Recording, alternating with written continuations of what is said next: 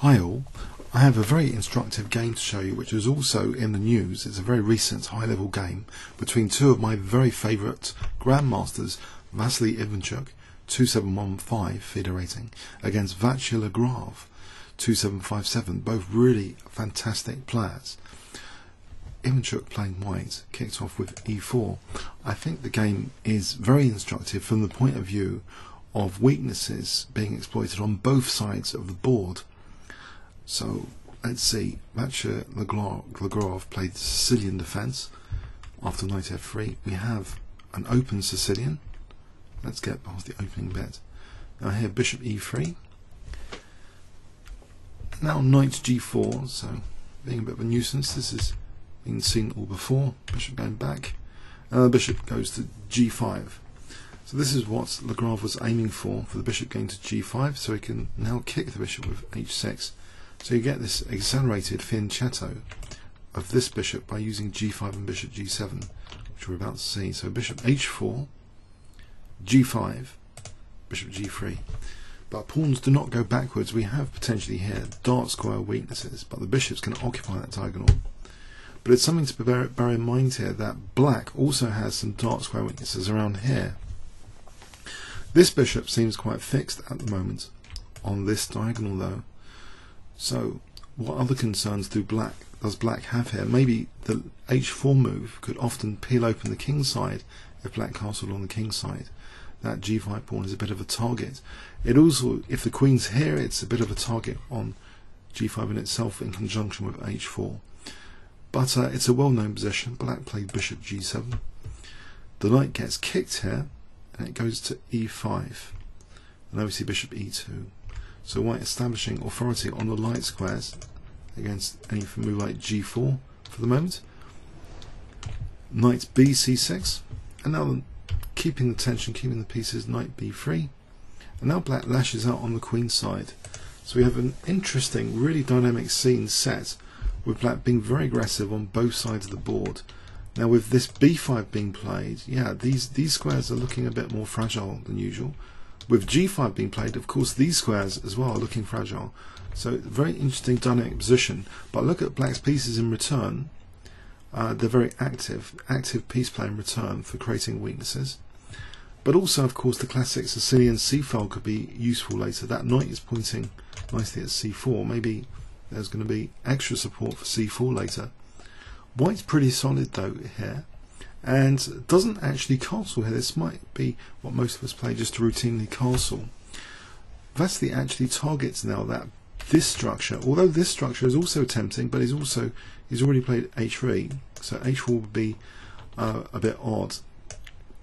If he played h4, I'm not really sure this is that effectual here. In fact, black might have some very interesting moves like knight c4 here, putting pressure on b2. So yeah, he keeps things solid here, but plays on the queen side. He chooses to attack this structure with a4, or to tease it forward. How can black actually support b5 here? There's a lot of pressure immediately on b5. So the pawn goes forward, and now the knight goes to d5. It can reroute via d5 to e3 if needed later, if it's kicked. Now here is a position where maybe black should have just castled here, bit the bullet for later any potential issues with h4 or for that matter f4.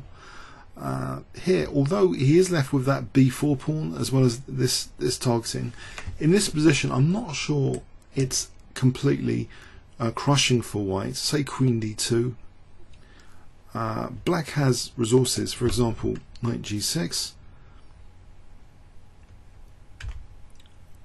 rook b1 protecting b2, bishop b7 can offer that b pawn. And I looked at this line earlier, it seems black can get some interesting dynamic play for the pawn here, and these pieces are quite good. This is maybe a position which black could have considered playing instead of what he does do, which is actually creates some more weaknesses with the move e6.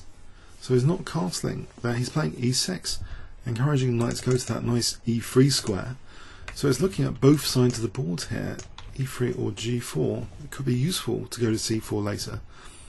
Let's see now what happens. Bishop b7, queen d2, as though white's just going to double on d6. So now d6 could be a problem as well. The knight is also helping reinforce against the d5 break. Black prepares potential defense of d6 by moving the queen, so he's got things like rook d8, or more radically what was played here, which was actually to castle queenside. So both sides casting queenside.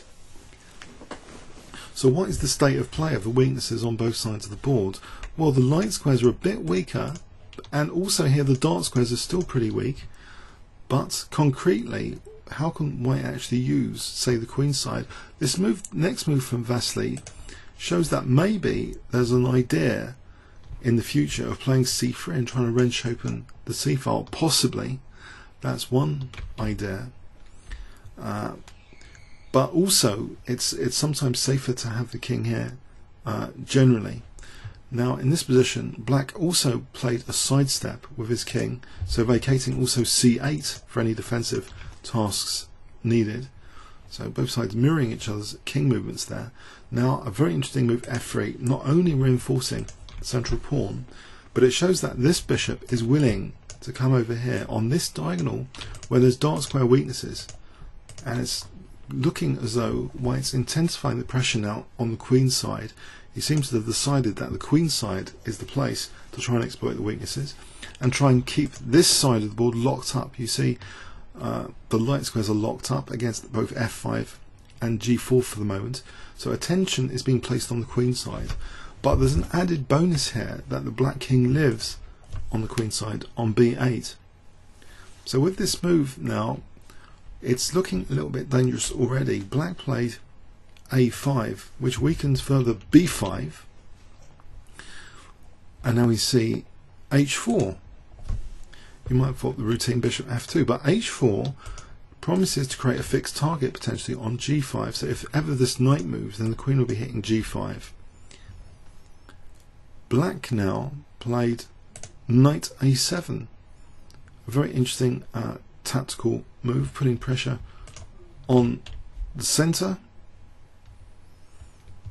and allowing hg potentially, but we see knight d4 instead, so that b5 square is potentially useful for knight b5 to entrench the knight, get this pawn to b5. That's interesting. Knight g6, looking at potentially to take here, so forcing the issue here, hg, and Vachier trades a pair of rooks. Now a very interesting move indeed, bishop c4. The bishop can occupy this diagonal, but tactically there's also immediately tactically a threat of bishop takes e6. This would win immediately 2 pawns, and then after winning the exchange, this third pawn, there'd be lots of material won there. Black defends against this, not by playing e5. If he plays e5, this is just looking horrendous, this f5 square on that side of the board.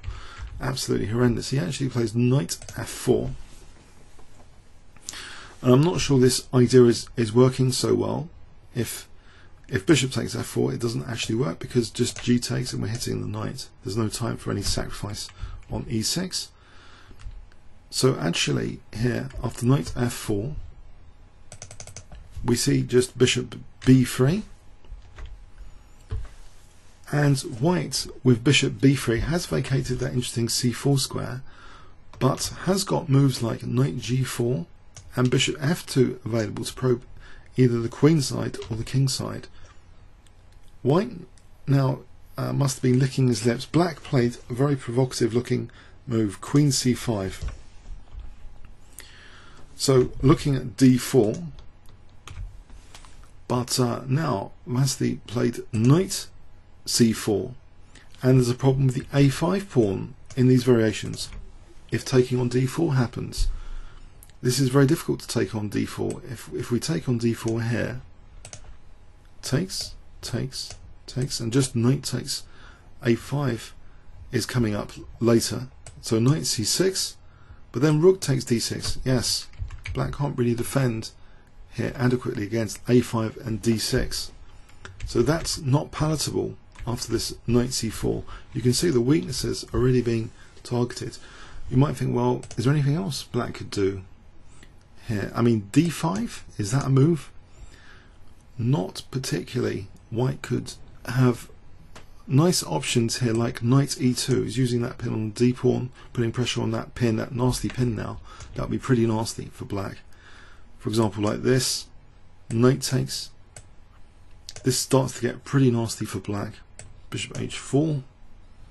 Then we could just take on d5. And white is just much better in this sort of position. Again, he's also got ideas like bishop f2. So let's go back. So after knight c4, taking on d4 is not such a good idea. Or d5, it's not such a good idea, unveiling that pin. We see bishop a6. But now, instead of moving the knight, if the knight moves, then black would be fine. This would be a dream come true for black.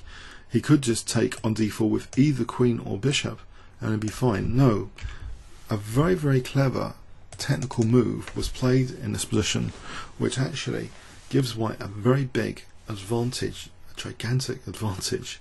Can you spot what it was? I'll give you 5 seconds to pause the video, starting from now.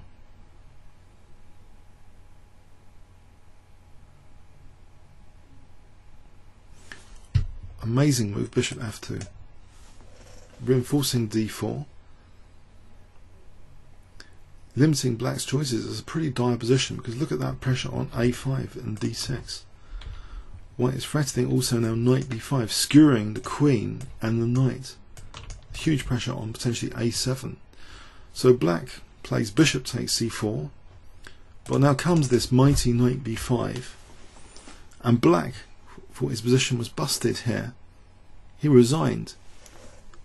Even with the potential mate threat which could be generated, he still resigned here. Let's have a look at some options in this position. Why did black resign? If queen c6, we can take here, forcing that. And in this position, the forcing move bishop b6. This a5 is weak, and then after that b4 will be weak. This is a pretty horrible position for black. He gets dismantled. It's pretty nasty. That's one thing. If we go back to this position, if we try this mate threat, it doesn't help. We can take here with check. Then we can come back and skewer bishop d4 and protect b2. This is pretty nasty. In fact, where is the queen going here? The queen is stranded. It doesn't work very well at all. So after this, in this position, yes, this is looking nasty. Queen c8 doesn't really help again. Bishop takes. Here we have the same sort of thing. At the end of it, there's bishop b6 here is strong, hitting the rook on a5. So the queen side a5, it's all falling apart, this structure. Vachier Ivanchuk has made this game look surprisingly easy. 30 moves to beat a 2-7-5-7. It's amazing combination of positional and tactical chess blended together. But yeah, the obvious recapturing is not on Ivanchuk's mind after bishop takes c4. Yes, just knight b5, factoring in things like queen e5. It's just a hopeless position because fundamentally the weakness is on the queen side.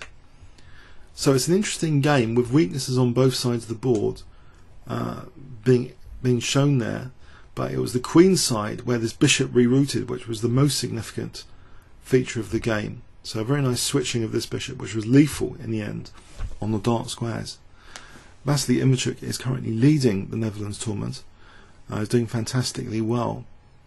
After round 4, he was doing fantastically well anyway. So I hope you enjoyed this. Comments or questions on YouTube. Thanks very much.